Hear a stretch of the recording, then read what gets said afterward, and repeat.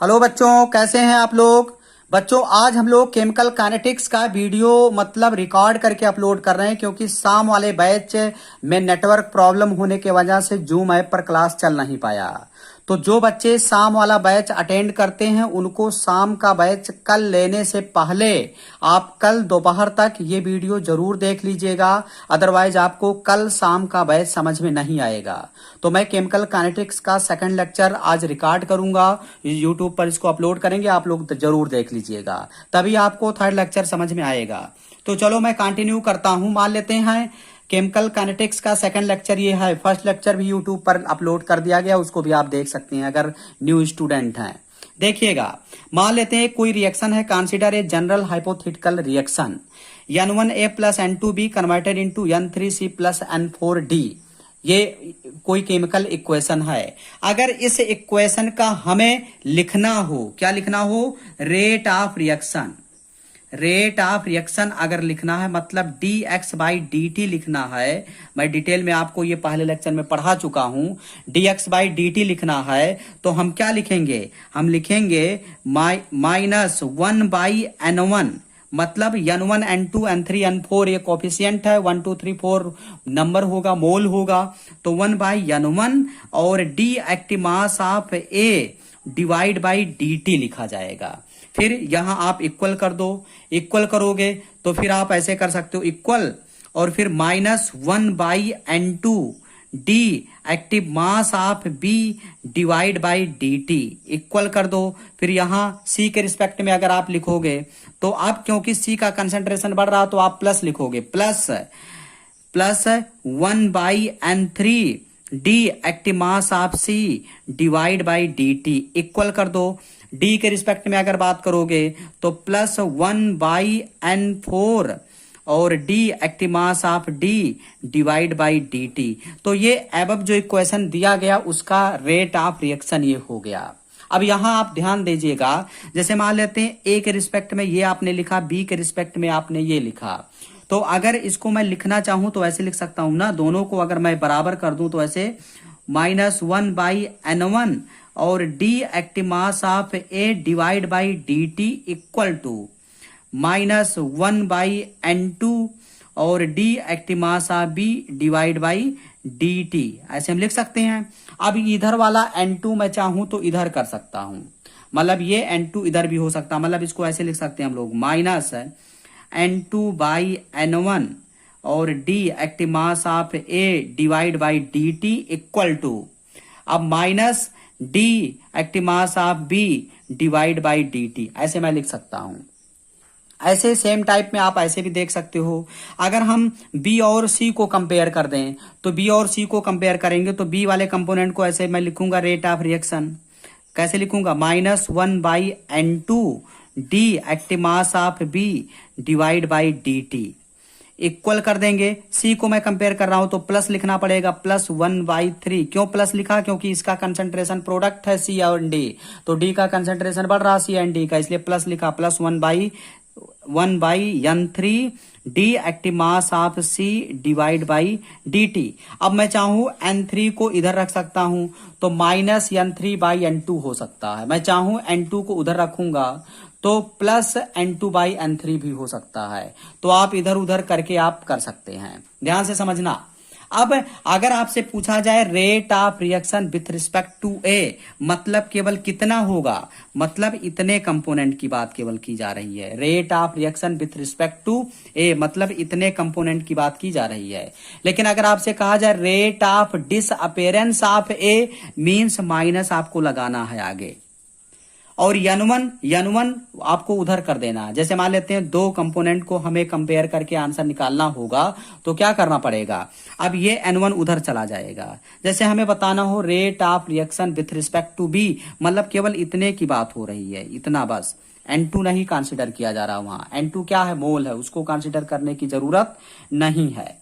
ठीक है बच्चों, चलो मैं आगे बढ़ता हूं। जैसे एक इक्वेशन हमारे पास है, एक इक्वेशन मैं ले लेता हूं, ध्यान से समझिएगा। ये सारी चीजें मैं फर्स्ट क्लास में डिस्कस कर चुका हूं लास्ट में। चलिए मैं सेकंड एग्जांपल लेता हूं। मान लेते हैं कोई रिएक्शन है 2A plus 3B converted into 2C plus 4D ये रिएक्शन है। अगर इसका हमें लिखना हो रेट ऑफ रिएक्शन, अगर हमें लिखना हो रेट ऑफ रिएक्शन, हमें लिखना है रेट ऑफ रिएक्शन, तो हम रेट ऑफ रिएक्शन लिख सकते हैं dx/dt, ऐसे लिखा जाएगा रेट ऑफ रिएक्शन। तो रेट ऑफ रिएक्शन लिखेंगे तो कैसे लिखेंगे, लिख सकते हैं -1/2 और d active mass of A divide by dt equal कर देंगे। यहाँ 3 आगे है तो क्या करेंगे, -1/n3 और d active mass of b divide by dt और फिर इक्वल करो c, मतलब रिएक्ट प्रोडक्ट है तो c मतलब 2 आगे है तो क्या लिखोगे, +1/2 और d active mass of c divide by dt equal कर दो। d के रिस्पेक्ट में बात करोगे तो +1/4 और d active mass of capital D divide by dt। तो रेट ऑफ रिएक्शन आप ऐसे लिख सकते हो, ठीक है। n3 b के रिस्पेक्ट में 3 है तो केवल 3 लिखो, n3 नहीं, 3 है ना, n3 का वैल्यू 3 यहाँ है, यहाँ 3 है तो 3 से डिवाइड कर दिया। बात समझ में आया बच्चों, कोई प्रॉब्लम नहीं। चलिए आगे बढ़ते हैं। अब चलो मैं एक इक्वेशन लिखता हूं, उसका रेट ऑफ रिएक्शन हमें लिखना है। चलिए मैं पेज पलट देता हूं, नोट्स आप लोग बनाते रहिएगा। फिर सेकंड क्लास कल जो है आप ज्वाइन करिए 5 से 6 वाले बैच में। सेकंड बैच होगा, फर्स्ट बैच जो है सुबह 7:30 से 8:30 चलता है। जूम ऐप पर दोनों क्लास रन कर रहा है, आप किसी भी बैच में पढ़ सकते हैं। देखिए N2 + 3H2, N2 + 3H2 converted into 2NH3। मान लेते हैं कोई इक्वेशन है, हमें इसका dx/dt बताना, यानी रेट ऑफ रिएक्शन बताना। तो मैं क्या करूंगा, मैं लिखूंगा -d active mass of N2 divide by dt equal कर दूंगा -1/3 d active mass of H2 divide by dt ये, और फिर इक्वल हो जाएगा, 2 आगे है तो क्या करेंगे, प्लस लिखेंगे 1/2 d active mass of NH3 और डिवाइड कर देंगे किसे, dt से। तो अब ये इस रिएक्शन का रेट ऑफ रिएक्शन ये हो गया। बात समझ में आया। अगर हमें बताना हो कि बताओ, अब क्या लिखेंगे, देखना ध्यान से समझना, rate of reaction, rate of reaction with respect to H2 हमें लिखना है। Rate of reaction with respect to H2 मतलब इसको हम ऐसे लिखेंगे, मैं केवल लिखूंगा d active mass of H2 divide by dt। बस हमें लिखना हो रेट ऑफ डिसअपेरेंस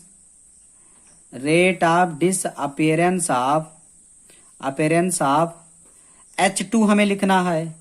तो अब यहां हमें माइनस साइन लगा देना है। डिसअपेरेंस की अगर बात किया जाएगा तो माइनस लगा देना, -d active mass of H2 divide by dt। बात समझ में आया, आप ऐसे आसानी से लिख सकते हो। चलो मैं क्वेश्चन सॉल्व करता हूं। एक न्यूमेरिकल है, देखते हैं कितने लोग कर पाएंगे। न्यूमेरिकल मैं लिख देता हूं पहले। देखिए क्या क्वेश्चन कर रहा, for the reaction N1A + N2B converted into N3C, ये कोई इक्वेशन है। फिर आपसे कहा जा रहा व्हिच ऑफ द फॉलोइंग, इस इक्वेशन के लिए कौन सा सही है, which of the following is correct, कौन सा इसमें सही है। तो अब क्या करोगे आप, सबसे पहले पहला ऑप्शन देखो दिया है, पहला ऑप्शन दिया है 1/N1 d active mass of A divide by dt और फिर इक्वल कर दिया है 1/N2 d active mass of B divide by dt equal कर दिया है प्लस, इक्वल कर दिया minus 1/N3 d active mass of C divide by dt, पहला ऑप्शन दे दिया। सेकंड ऑप्शन बच्चों दिया है, सेकंड ऑप्शन दिया है -N3 और d active mass of A divide by dt equal है किसके, +N1 d active mass of C divide by dt, ये सेकंड ऑप्शन दे दिया divide by dt। Third option दिया है, सी ऑप्शन है बच्चों। सी ऑप्शन क्या कह रहा है, कह रहा है -d active mass of A divide by dt equal है N1/N3 और D active mass of C divide by D T के। और फोर्थ ऑप्शन दिया है बच्चों both second and third. Fourth option में सेकंड और थर्ड कह रहा है। तो कौन सा ऑप्शन सही आपको दिमाग लगाना है। तो सबसे पहले हम इसको सॉल्व करते हैं। इसको सॉल्व करोगे तो इसका रेट लिख लो D X by D T. तो D X by D T लिखोगे तो क्या होगा -1/n1 D active mass of A divide by D T equal होगा बी के रिस्पेक्ट में अगर बात करोगे तो लिखोगे -1/n2 D active mass of B divide by D T equal to, इसके बारे में अगर लिखोगे तो अब लिखना पड़ेगा +1/n3 D active mass of C divide by D T. Reactant का कंसंट्रेशन घटता है इसलिए माइनस लगा देते हैं, प्रोडक्ट का बढ़ता है इसलिए प्लस लगा देते हैं। तो अब यहाँ देखो माइनस लगा है माइनस, यहाँ देखो n1 के आगे माइनस नहीं लगा तो यहाँ प्लस है, यहाँ प्लस है, यहाँ माइनस। इसका मतलब पहला ऑप्शन गलत है। ठीक है, चलो अब इसको हम लोग सेकंड चेक कर लेते हैं। क्या सेकंड ऑप्शन सही है। मतलब ए और सी को कंपेयर कर रहा है। ए और सी को अगर कंपेयर करें हम लोग, मतलब इस ए को और सी को कंपेयर करें तो दोनों को बराबर कर देंगे। तो बराबर करेंगे तो कैसे बराबर होगा, ध्यान देना। अगर बराबर करेंगे तो -1/n1 D active mass of A divide by D T equal to +1/n3 D active mass of C divide by D T. यही तो लिख सकते हैं। अच्छा ऐसे भी तो कर सकते हैं बच्चों, इस n3 को इधर कर दें, पक्षांतर कर दें और n1 को उधर कर दें। यानी इसी को मैं लिख सकता हूं -n3 इधर करेंगे तो माइनस में हो जाएगा -n3 D active mass of A divide by D T equal उधर जाएगा n1 तो प्लस में हो जाएगा +n1 और D active mass of C divide by D T. कोई दिक्कत नो। इसका मतलब आप इस इक्वेशन को इसी को ऐसे भी लिख सकते हैं। तो बताओ ये पहला सेकंड ऑप्शन तो सही है, सेकंड तो सही लग रहा है, यही तो लिखा है डायरेक्ट। चलो अब देखो थर्ड चेक कर लेते हैं। ए और सी को कंपेयर किया है तो ए और सी को कंपेयर करके क्या कह रहा है। अब यहाँ n1 को डायरेक्ट इधर भेज दिया है तो इधर भी तो भेज सकते हैं, पक्षांतर कर सकते हैं। यानी इसी को हम लोग ऐसा भी लिख सकते हैं और इसी को हम आगे भी ऐसे लिखेंगे। n1 को उधर ले जाएंगे तो minus D active mass of A divide by D T equal to, अब n1 उधर जाएगा तो प्लस हो जाएगा +n1/n3 D active mass of C divide by D T. तो यही वाला तो पॉइंट थर्ड ऑप्शन में दिया है। देखिए माइनस सेम है, देखिए मैच करिए सेम। इसका मतलब दो ऑप्शन सही है, फोर्थ सही है, सेकंड और थर्ड। मतलब सेकंड भी सही है थर्ड, और इसका मतलब सेकंड थर्ड ना सही हो करके कौन सा ऑप्शन सही हो जाएगा, फोर्थ ऑप्शन। तो बच्चों समझ में आ रहा होगा, ये कॉन्सेप्ट आपको पता होना चाहिए, नोट कर लीजिएगा, बहुत इंपॉर्टेंट है। नोट्स जरूर बनाते रहिए। फिर मैं आगे बढ़ता हूं, देखिएगा। चलिए पेज में पलट रहा हूं, आप भी पलट लीजिए, जल्दी से आगे बढ़ते हैं। अगला देखिए, अगला न्यूमेरिकल है। अगला न्यूमेरिकल क्या कह रहा है, ध्यान से समझना। अगला क्वेश्चन है बच्चों, क्या कह रहा है, फॉर द रिएक्शन कोई एक रिएक्शन है। कौन सा रिएक्शन है, रिएक्शन है N2, रिएक्शन है N2 + 3H2 converted into 2NH3। एक इक्वेशन है। अब ये इक्वेशन है, कह रहा कैलकुलेट करो, calculate rate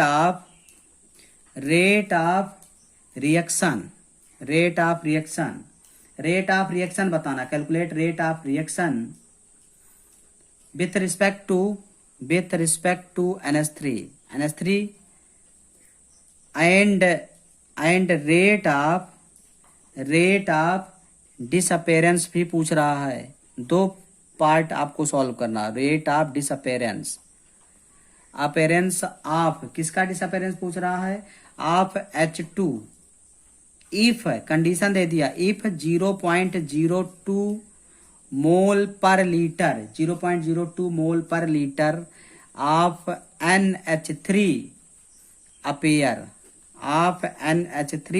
appear in 20 second, appear in 20 second. ये क्वेश्चन है, तो अब इसको सॉल्व कर लेते हैं।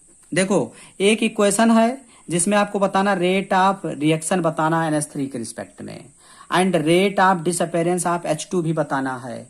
तो चलो रेट ऑफ रिएक्शन पहले हमें इसके लिए लिखना है, यानी dx/dt लिख लेते हैं।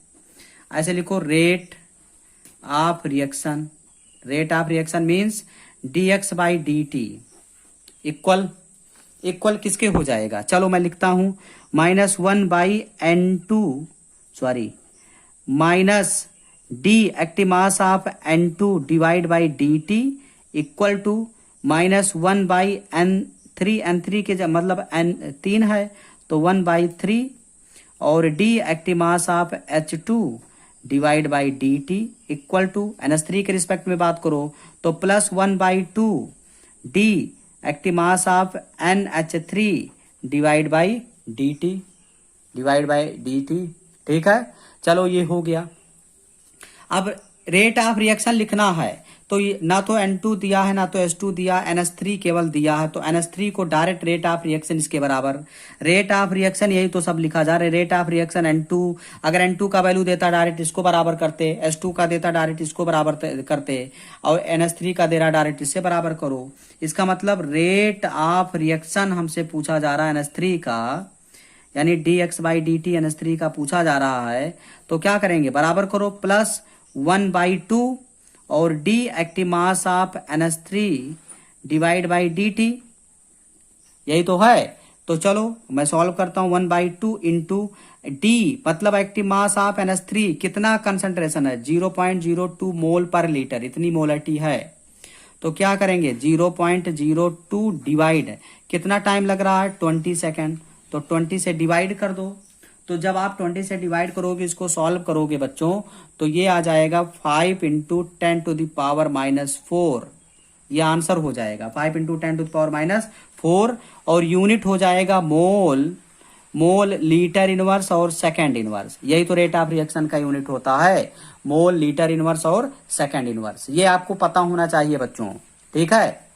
अब आपको सेकंड पार्ट सॉल्व करना, and rate of disappearance of H2 पूछ रहा है। तो चलो हम लोग देख लेते हैं कैसे सॉल्व किया जाएगा, ध्यान से समझना, देख लेते हैं।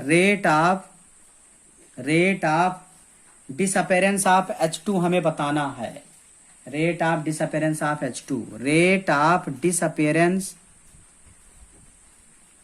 ऑफ H2 बताना। तो इससे पहले हम दोनों को H2 और NH3 को कंपेयर करेंगे ना, क्योंकि इसका तो हमें डिटेल पता चल गया है, ये हमसे ये पूछा जा रहा माइनस ये, और 3 उधर चला जाएगा, तो हम क्या करेंगे, हमें ये निकालना है, तो हम क्या करेंगे -1/N3 मतलब 3, 1/3, और D active mass of H2 divide by dt ले लेंगे, और इक्वल कर देंगे किसके, NH3 से, यही तो दोनों बराबर होंगे, तो इक्वल कर दो, क्या +1/2 D active mass of NH3 divide by dt, यही तो होगा।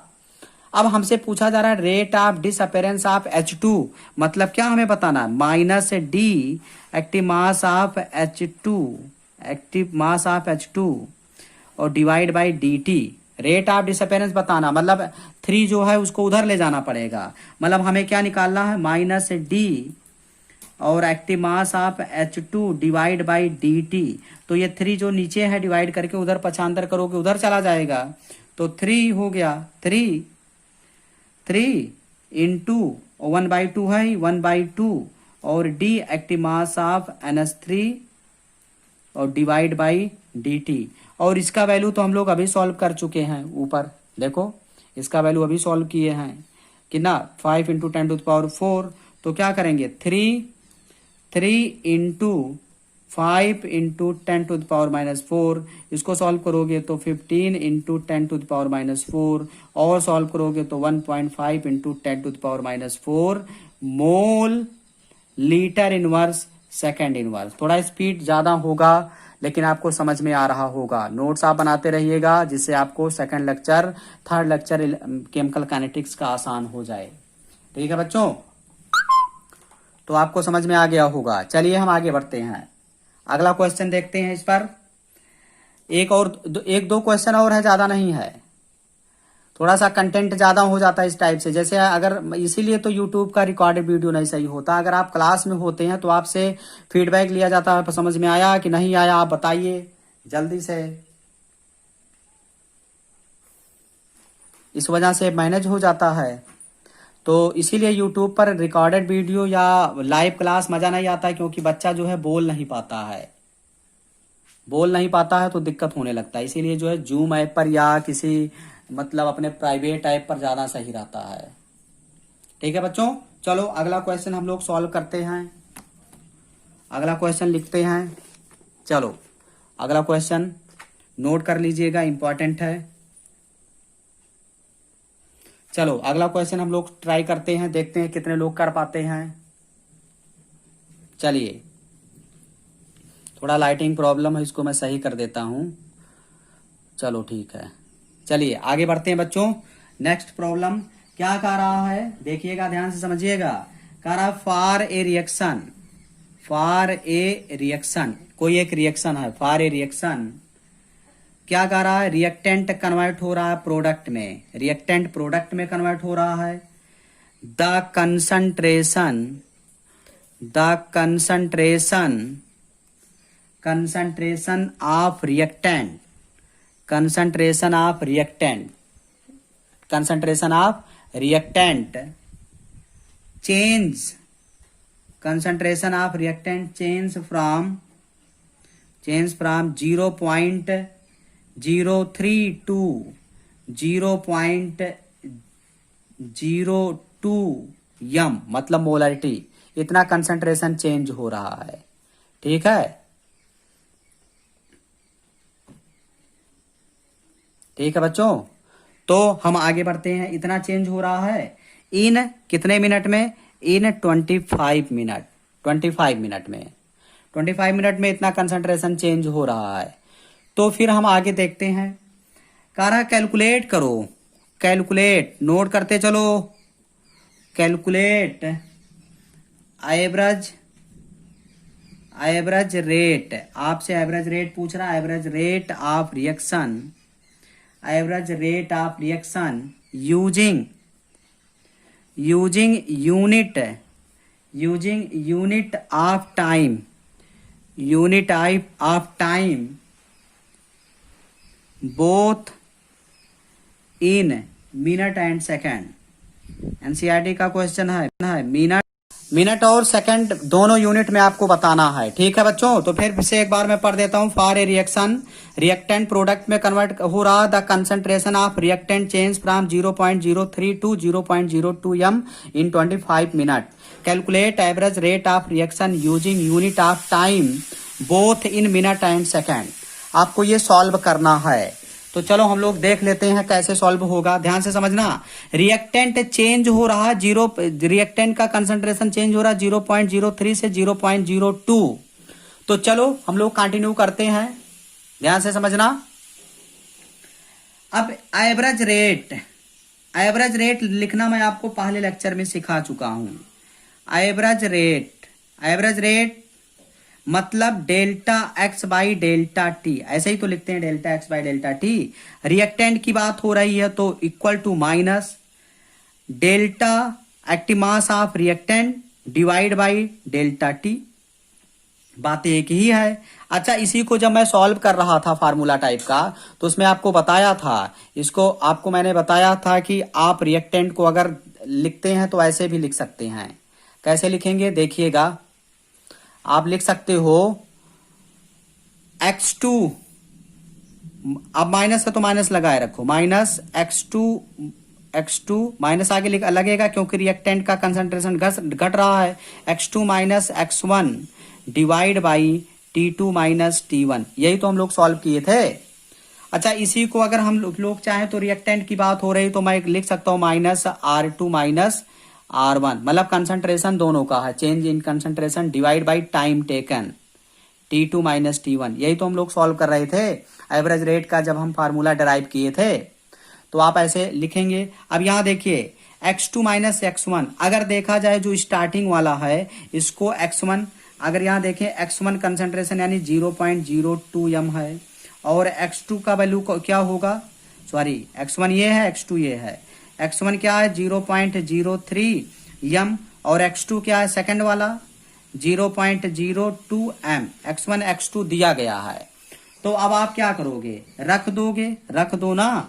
माइनस x2 का वैल्यू क्या है, ब्रैकेट में लिखो x2 का वैल्यू क्या है 0.02 माइनस x1 का वैल्यू क्या है 0.03 और डिवाइड कर दो। कितना टाइम लगा 25 मिनट टाइम लग रहा है। इसको सॉल्व करो 0.02 से माइनस कर दो 0.03 तो माइनस में वैल्यू आएगा। तो माइनस में जब आएगा तो इसको आप लिख सकते हो, ये भी माइनस है और ये भी माइनस में आएगा, माइनस और माइनस 0.01 डिवाइड कर दोगे किससे 25 से डिवाइड कर दो। तो इसको बच्चा लोग जब सॉल्व करोगे तो आ जाएगा 4 इंटू माइनस और माइनस का मल्टीप्लाई करोगे प्लस हो जाएगा। तो 4 into 10 to the power -4 molarity minute inverse है। ये ध्यान देना, यूनिट मोलरिटी मिनट इनवर्स हो जाएगा। बट अगर आपको सेकंड की बात करनी है तो सेकंड की बात करने तो सेकंड में भी आप बता सकते हो। कैसे आप निकाल सकते हो, delta x by delta t equal to मैंने आपको बताया हुआ है। रिएक्टेंट की बात हो रही है तो माइनस करेंगे, minus x2 minus x1 divide by T2 minus T1, यही आपको पता है। तो क्या करोगे, अब इसको अगर रखोगे तो माइनस कर दो, माइनस अब x2 का वैल्यू आपको पता, दोनों को सॉल्व करोगे तो ये तो आएगा -0.01 माइनस, डायरेक्ट मैंने माइनस करके वैल्यू रख दिया। और 25 अगर रखोगे तो मिनट है, बट सेकंड में निकालना है तो 60 से मल्टीप्लाई कर दो। जब इसको सॉल्व करोगे तो ये माइनस इसको प्लस कर देगा और यहां हो जाएगा answer 6.66 into 10 to the power -6 molarity second inverse. ये ध्यान देना, मोलरिटी सेकंड इनवर्स। तो आपसे पूछा जा रहा है कि मिनट में भी बताओ सेकंड में भी बताओ, तो आपको ऐसे सॉल्व करना होगा। बहुत इंपॉर्टेंट क्वेश्चन, इस टाइप के क्वेश्चन आपके एग्जाम में आते रहते हैं। स्क्रीनशॉट ले लो, बाद में लिख लेना और नोट्स पूरा कंप्लीट कर लेना। बहुत ही इफेक्टिव वे में हम लोग केमिकल काइनेटिक्स पढ़ने वाले हैं, ठीक है। चलिए लास्ट क्वेश्चन है इस लेक्चर का, लास्ट सवाल हम लोग देखते हैं। चलो आगे बढ़ते हैं। अगला क्वेश्चन ये भी एनसीईआरटी का ही है। थोड़ा सा नेटवर्क प्रॉब्लम था, नहीं तो क्लास हम लोग कंटिन्यू करते और कल से हम लोग कंटिन्यू क्लास करेंगे, ठीक है। चलिए अगला क्वेश्चन देखते हैं। अगला क्वेश्चन है बच्चों, लिख लीजिएगा। अगला क्वेश्चन क्या कह रहा, अगला क्वेश्चन ध्यान से समझिए। अगला क्वेश्चन कह रहा इन ए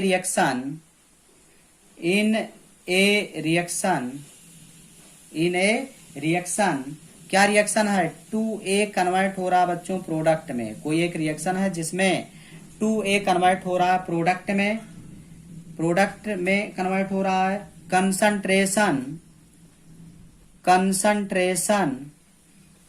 कंसंट्रेशन ऑफ ए मतलब रिएक्टेंट ए डिक्रीज हो रहा, डिक्रीजेज फ्रॉम 0.5 मोल पर लीटर टू 0.4 मोल पर लीटर। बात वही है जो पुराना अभी देखे हो क्वेश्चन है, पहले वाला सेम कॉन्सेप्ट पर है। मोल पर लीटर इन 10 मिनट, वहां 25 मिनट था, यहाँ 10 मिनट दे दिया। एनसीईआरटी का क्वेश्चन ये भी है बच्चों। 10 मिनट करा, कैलकुलेट करो, calculate the calculate rate during this interval. इस इंटरवल में रेट बताओ कितना होगा ड्यूरिंग दिस इंटरवल, ठीक है। चलो हम लोग सॉल्व करते हैं बच्चों। इसको कैसे सॉल्व करेंगे ध्यान देना। रेट ऑफ रिएक्शन लिखेंगे, रेट ऑफ रिएक्शन लिख लो ऊपर वाले रिएक्शन का। तो रेट ऑफ रिएक्शन अगर हम ऊपर वाले रिएक्शन का लिखें, रेट ऑफ रिएक्शन अगर हम लिखना चाहें तो मैं क्या लिखूंगा, मैं लिखूंगा ऊपर वाले रिएक्शन का -1/2 D active mass of A divide by D T equal to product का लिख लो, प्रोडक्ट का प्लस, मान लेते हैं प्रोडक्ट कन्वर्ट हो रहा, plus D active mass of product P divide by D T, यही होगा। यही तो होगा रेट ऑफ रिएक्शन। अब अगर ये है तो अब हमें क्या बताना, रेट ऑफ रिएक्शन बताना। क्या, calculate rate during this interval. तो ए तो डिसअपेयर हो रहा है ना, ए क्या हो रहा है, डिसअपेयर हो रहा है। तो चलो हम लोग सॉल्व कर लेते हैं। ए के रिस्पेक्ट में बात कर रहा तो क्या करेंगे, रेट ऑफ रिएक्शन ए मतलब -1/2 D active mass of A divide by D T. Minus क्यों लगा, क्योंकि ए क्या हो रहा है, डिसअपेयर हो रहा है, रिएक्टेंट गायब हो रहा है।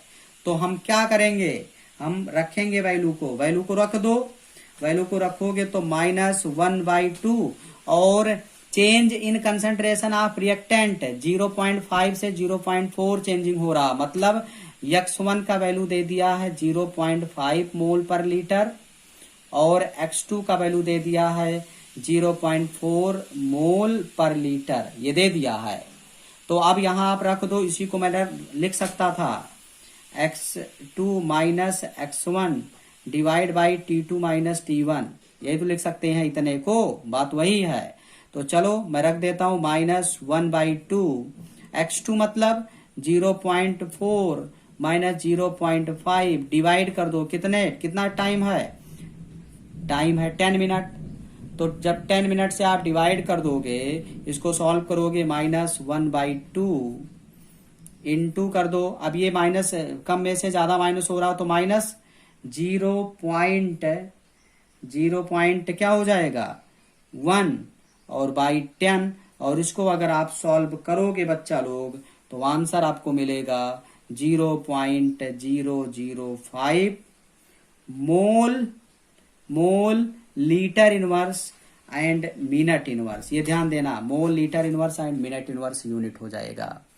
तो बच्चों आप इसको नोट कर लीजिएगा, बहुत ही आसान है। इस टाइप के न्यूमेरिकल कल क्लास में मैं एक आध न्यूमेरिकल और कराऊंगा मॉर्निंग वाले बैच में, शाम को मैं आगे बताऊंगा। कल का क्लास बहुत ही इंटरेस्टिंग और बहुत ही इंपॉर्टेंट है।